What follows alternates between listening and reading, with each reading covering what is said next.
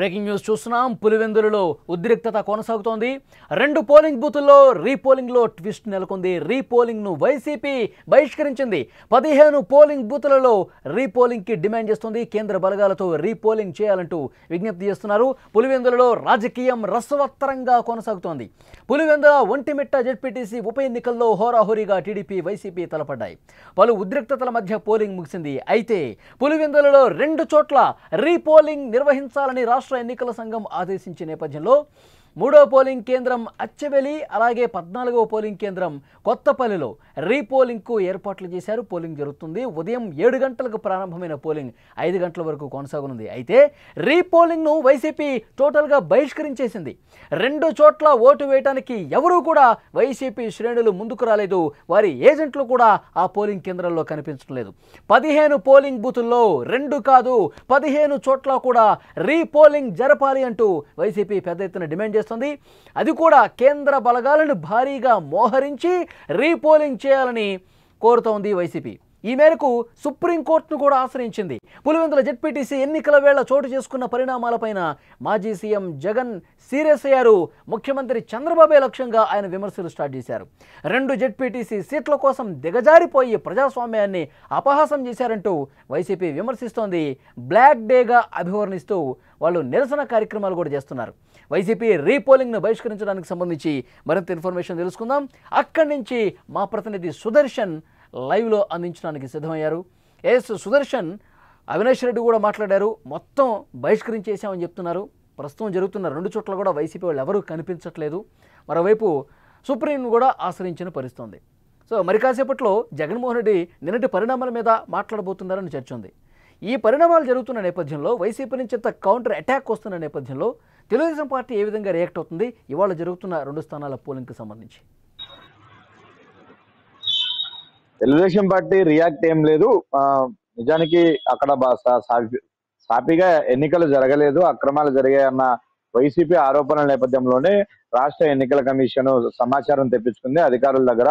దానికి సంబంధించి కొన్ని ఫోటో ఎవిడెన్సెస్ వాళ్ళకు వచ్చాయి. అంటే క్యూ లైన్ లో వేరే ప్రాంతానికి చెందిన వాళ్ళు ఓటు వేయడానికి వెళ్తున్నటువంటి ఫోటోగ్రాఫ్స్ కానీ వీడియోగ్రాఫ్స్ కొన్ని పరిశీలించిన తర్వాత అచ్చెవెల్లి, కొత్తపల్లిలో ఓటింగ్ మళ్ళీ నిర్వహించాలని ఎన్నికల కమిషన్ నిర్ణయించింది. అయితే ఇలాంటి అభ్యంతరాలు ఈ 2 బూతుల్లోనే కాదు, అక్కడ ఉన్నటువంటి 15 పోలింగ్ కేంద్రాల్లో కూడా అలాగే మాస్ రిగ్గింగ్ జరిగింది అక్కడ అనేది వైసీపీ ఆరోపిస్తుంది. కాబట్టి 15 పోలింగ్ కేంద్రాల్లో కూడా ఖచ్చితంగా రీపోలింగ్ పెట్టాలి, అది కూడా కేంద్ర బలగాలు. ఎందుకంటే ఇప్పుడున్నటువంటి పోలీసులు అధికార పార్టీ నాయకులకే కొమ్ముగాస్తూ వ్యవహరిస్తున్నారు, తమను అనేక విధాలుగా ఇబ్బంది పెడుతున్నారు. కాబట్టి ఈ పోలీసుల పర్యవేక్షణలో జరిగితే అది సాఫీగా జరగదు. కాబట్టి కేంద్ర బలగాల ఆధ్వర్యంలో 15 పోలింగ్ కేంద్రాల్లో కూడా రీపోలింగ్ జరపాలి అన్నది వైసీపీ వాదన. సుప్రీంకోర్టులో కూడా అదే యాంగిల్లో వాళ్ళు పిటిషన్ దాఖలు చేసే అవకాశాలు కనిపిస్తున్నాయి. దీన్ని బట్టి చూస్తే పులివెందుల జెడ్పీటీసీ స్థానానికి జరిగినటువంటి ఉప ఎన్నిక పంచాయతీ ఇప్పట్లో తెగేలాగా లేదు.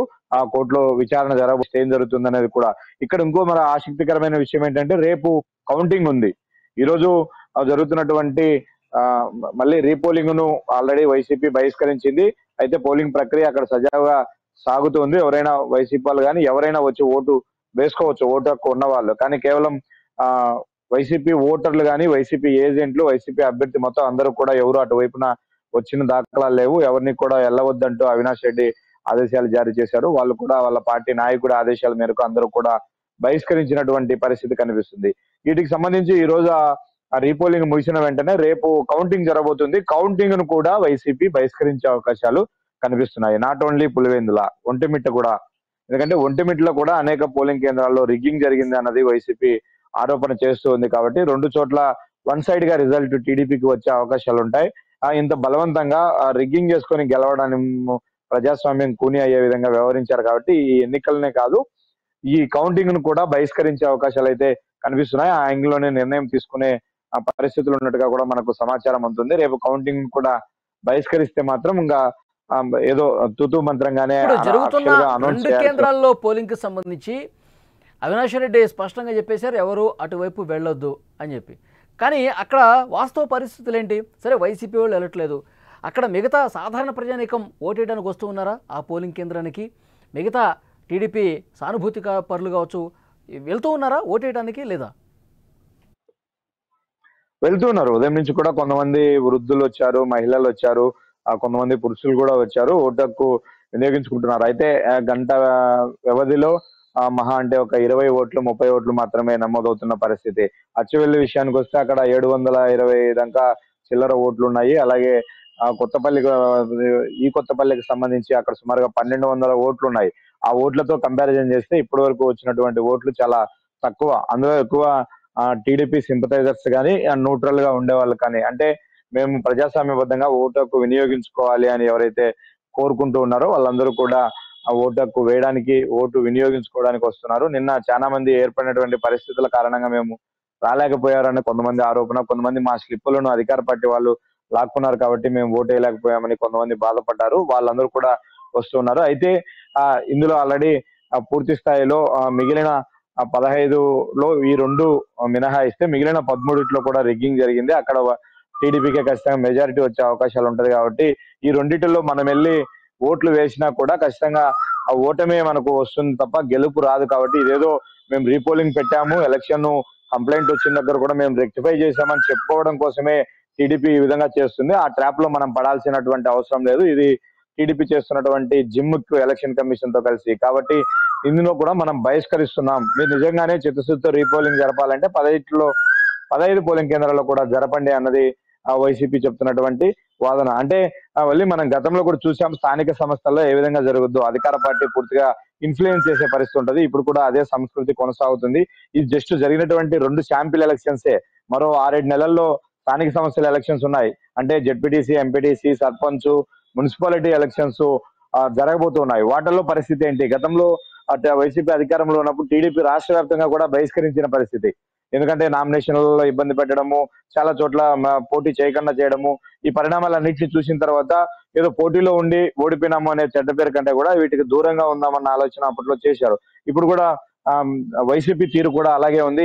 ఆ విధంగానే ఇప్పుడు ఎలక్షన్స్ ను, లోకల్ బాడీ ఎలక్షన్స్ ను ఈ పార్టీ కూడా అలాగే చూస్తుంది. అయితే సుప్రీంకోర్టు దాకా వెళ్ళింది కాబట్టి మీరు అన్నట్లు ఇప్పుడు వాళ్ళు చేస్తున్నటువంటి వైసీపీ చేస్తున్నట్టు 2 ప్రధాన డిమాండ్స్ ఏంటంటే, ఒకటి వెబ్ కాస్టింగ్ పెట్టారు. 15 సమస్యాత్మక నియోజకవర్గాలని అధికారులే ప్రకటించారు. 15లో కూడా వెబ్ కాస్టింగ్ పెట్టారు. కాబట్టి అది మాకు రికార్డు ఇవ్వాలి. అక్కడ రికార్డ్ అయినటువంటి వీడియో మొత్తం కూడా మాకు కాపీ ఇవ్వాలి. దాని ద్వారా సుప్రీంకోర్టుకి వెళ్ళి ప్రూవ్ చేయాలి, వీళ్ళు పలాని ప్రాంతాన్ని, అంటే బయట ప్రాంతాల నుంచి వచ్చి ఓటు వేశారు అన్నది ఎవిడెన్సెస్ తో సహా సుప్రీంకోర్టు వేదికగానే నిరూపించాలి వాదించి. తద్వారా ఇక్కడ ఉన్నటువంటి అధికారుల తీరు కానీ, ప్రభుత్వం తీరును, రాష్ట్ర ఎన్నికల కమిషన్ తీరును కూడా ఎండగట్టాలి అన్నది జగన్మోహన్ రెడ్డి వ్యూహంగా కనిపిస్తుంది. చూడాలి అది ఎంత త్వరగా అక్కడ ఎంక్వైరీకి వస్తుంది, విచారణకు వస్తుంది. ఆ విచారణలో ఏం తేలబోతున్నది అన్నది కూడా చూడాల్సిన పరిస్థితి కనిపిస్తుంది. కోర్టుకు ఆశ్రయిస్తారు. ఇప్పుడు ఎలక్షన్ కమిషన్ నుంచి ఆధారాలు సేకరించడం కావచ్చు, అవి సుప్రీంకోర్టులో ప్రొడ్యూస్ చేయడం కావచ్చు, కొంత టైం టేకన్ ప్రాసెస్. రేపే కౌంటింగ్ కూడా జరగబోతుంది. ఇవాళ రెండిట్లో రీపోలింగ్ చేస్తా ఉన్నారు, రేపు కౌంటింగ్ కూడా పూర్తయిపోతుంది కదా. ఎస్, అదే కౌంటింగ్ ను కూడా బహిష్కరించాలి. ఈ ఎలక్షన్స్ మేము అసలు కన్సిడర్ చేయట్లేదు. నామినేషన్ వేసే రోజు ఉన్నంత ప్రశాంత వాతావరణము, ఫ్రీ అండ్ ఫెయిర్ గా ఎలక్షన్ జరుగుతాయని మేము ఆ రోజు భావించాము. కానీ నామినేషన్ వేసిన మరుసటి రోజు నుంచి కూడా ప్రచారంలో కానీ, పోలింగ్ లో కానీ, మొత్తం అన్ని చోట్ల కూడా అధికార దుర్వినియోగం జరిగింది. తమకు తీవ్ర ఆటంకాలు కలిగించారు. కాబట్టి ఫ్రీ అండ్ ఫెయిర్ గా ఎలక్షన్ జరగలేదు అన్నది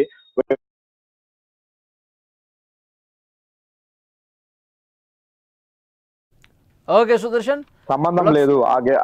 అసలు ఆ ఎలక్షన్ సరిగ్గా జరగట్లేదు అన్నది. కాబట్టి రేపు కౌంటింగ్ ను కూడా బహిష్కరించే అవకాశాలు కనిపిస్తున్నాయి. చూద్దాం నెక్స్ట్ పరిణామాలు ఏ విధంగా ఉంటాయన్నది. Thank you so much Sudarshan. పులివెందులలో రాజకీయం అయితే రసవత్తరంగా మారుతున్నటువంటి పరిస్థితి కనిపిస్తుంది. 2 పోలింగ్ కేంద్రాలలో ప్రస్తుతం పోలింగ్ జరుగుతుంది.